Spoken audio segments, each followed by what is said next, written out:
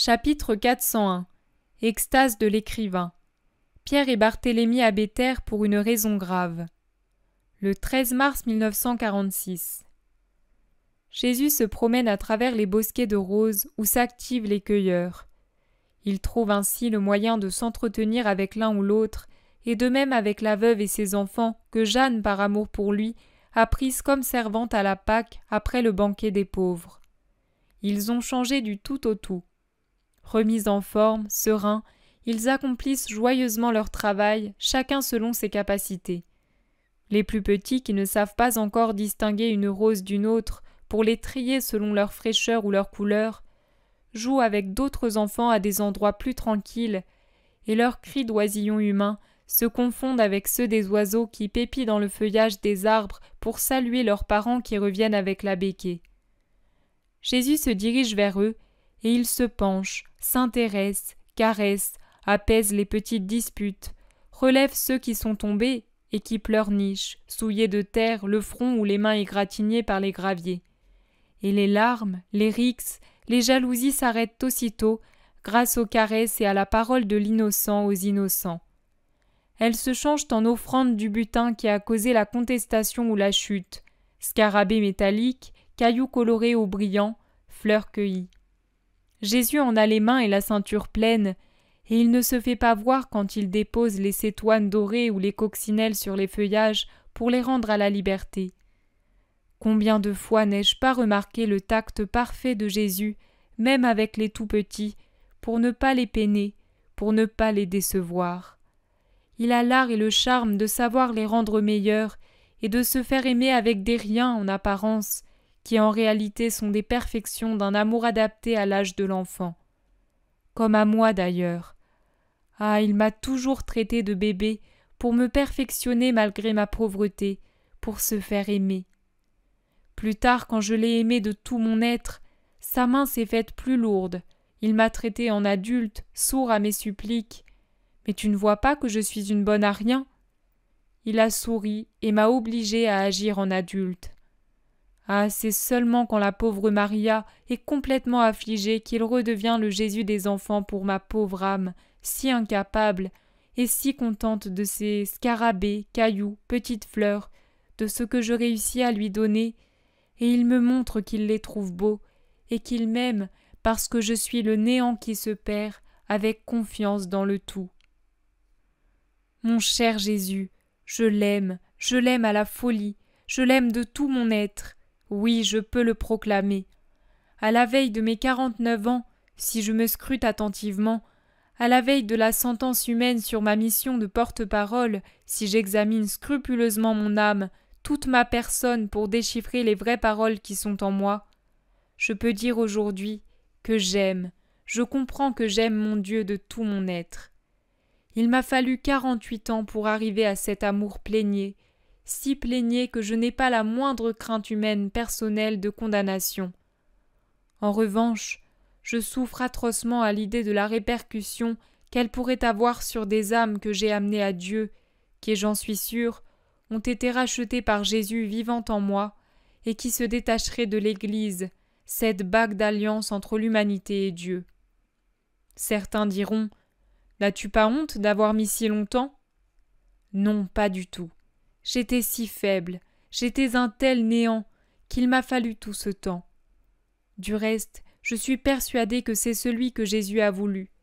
Pas une minute de plus, pas une de moins.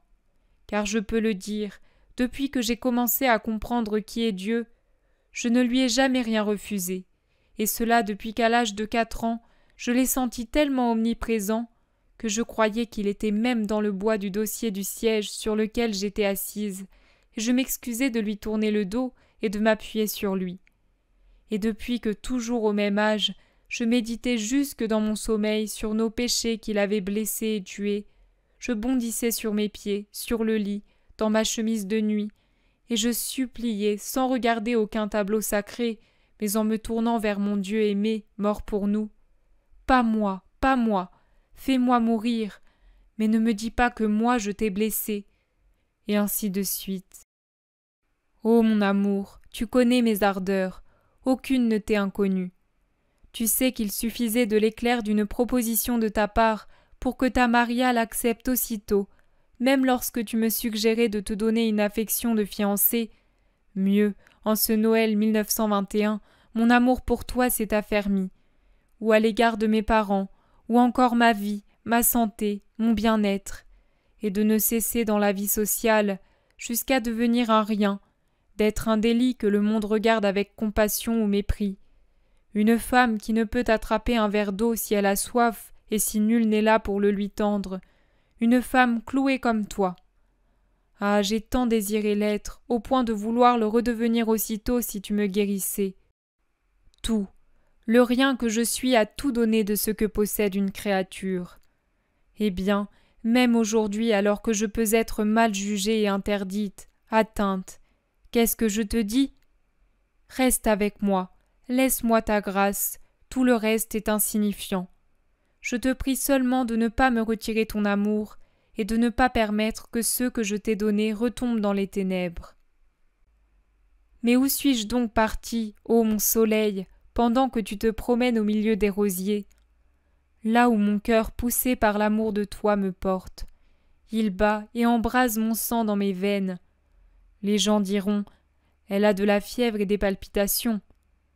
Non, c'est parce que ce matin, tu te déverses en moi avec la force d'un divin ouragan d'amour, et moi, je m'anéantis en toi qui me pénètre. Je n'arrive plus à raisonner logiquement, comme une créature, mais j'éprouve ce que doit être la vie des séraphins, et je brûle, je délire, je t'aime, je t'aime, je t'aime. Pitié dans ton amour, pitié si tu veux que je vive encore pour te servir, ô amour très divin, éternel, ô amour très doux, ô amour des cieux et de la création, Dieu, Dieu, Dieu.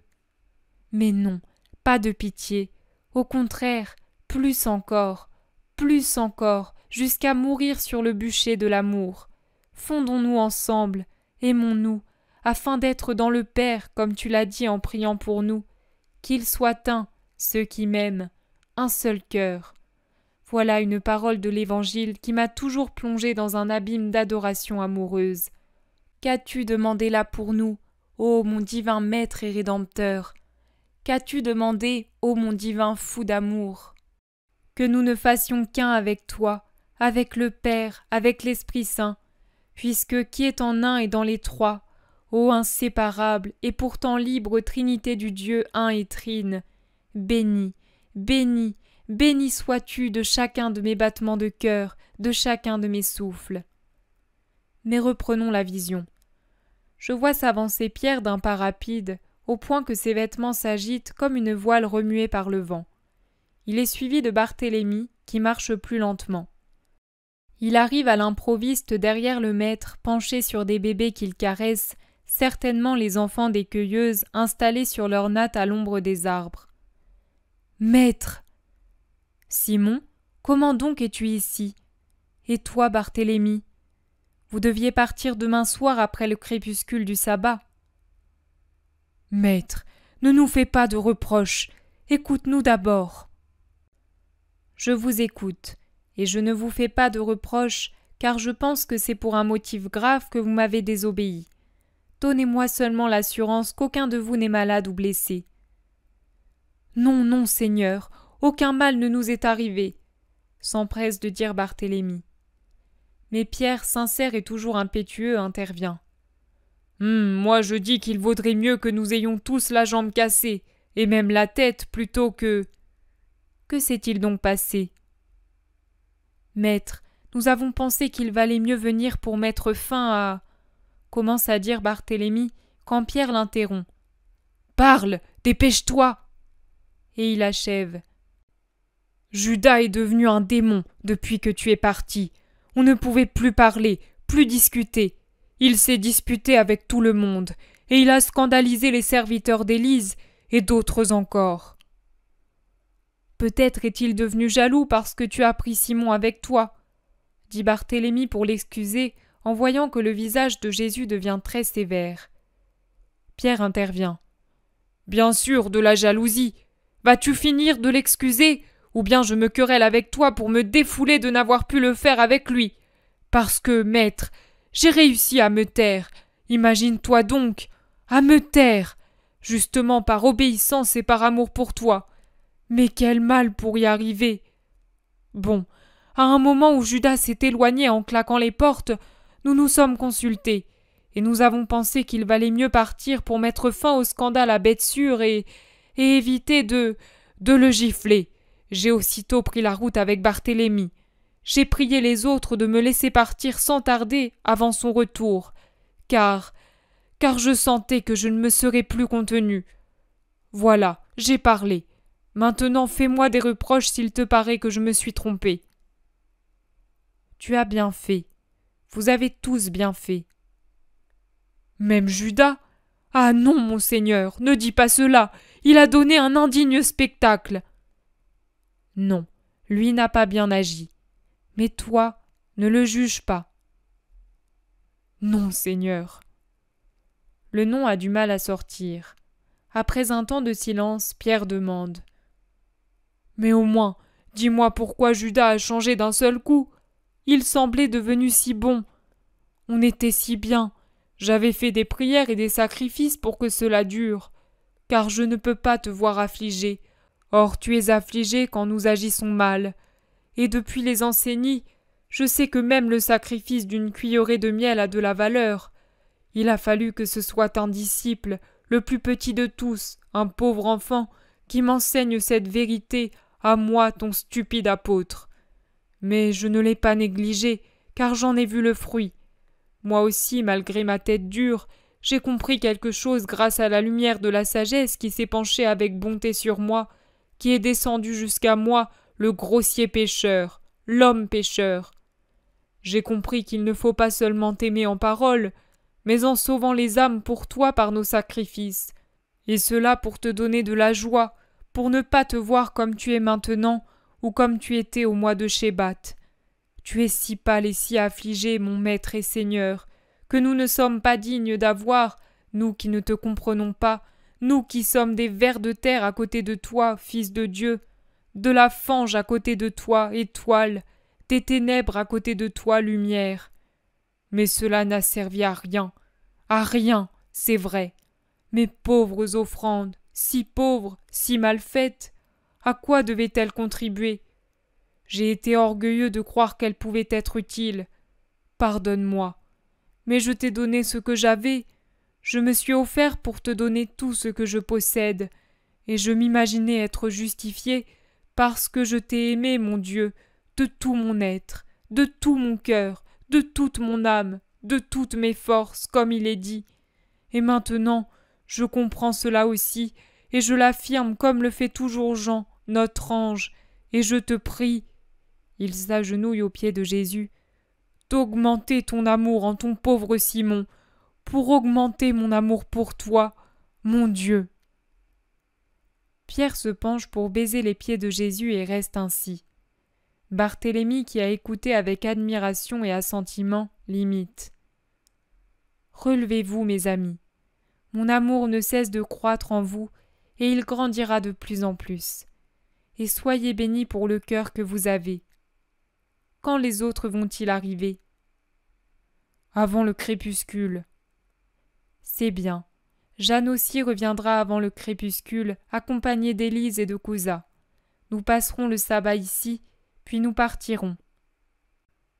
Oui, Seigneur. Mais pourquoi Jeanne t'a-t-elle appelé d'une manière si pressante? Ne pouvait-elle pas attendre?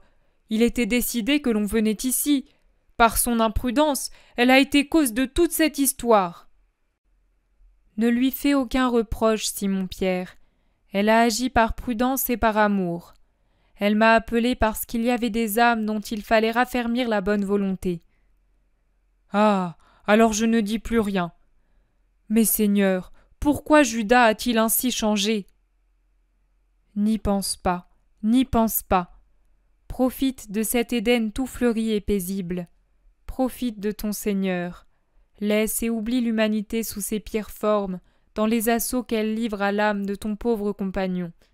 Rappelle-toi seulement de prier pour lui, beaucoup. Venez, allons trouver ces petits qui nous regardent avec étonnement. Je leur parlais de Dieu il y a un instant, d'âme à âme, avec amour, et au plus grand avec les beautés de Dieu. Il prend par la taille ses deux apôtres, et il se dirige vers un groupe d'enfants qui l'attendent.